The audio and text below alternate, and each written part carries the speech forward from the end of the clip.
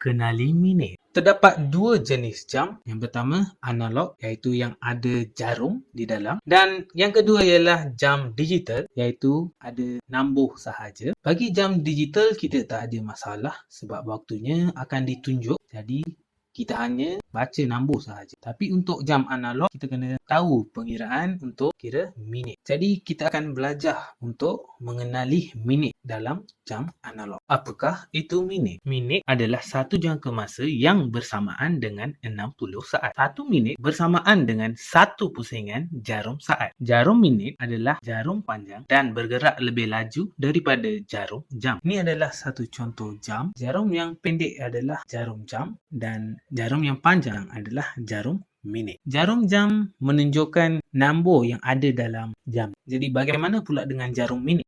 Itu yang kita akan belajar hari. Kita akan belajar untuk membaca minit.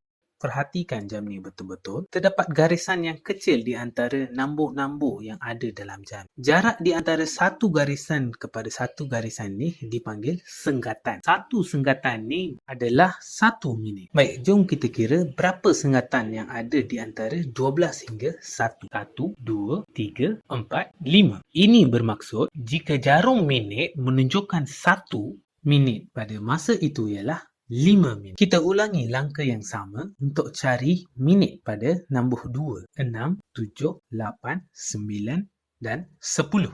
Jadi minit pada nombor 2 ialah 10 minit. Kita ulangi cara yang sama untuk mencari minit bagi semua nombor.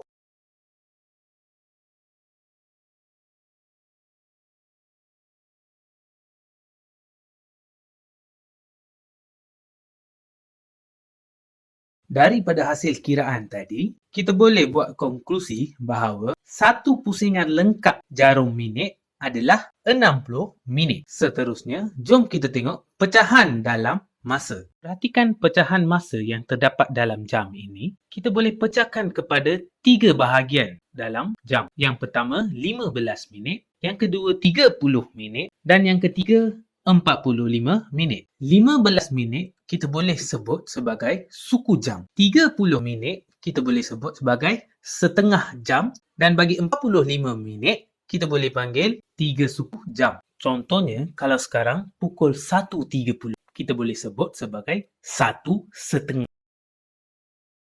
Berapakah minit sekarang? Jom kita kira minit yang ditunjukkan dalam jam. Yang pertama, 40 minit. Kedua, 25 minit. Seterusnya, 10 minit. 45 minit. 20 minit. 5 minit.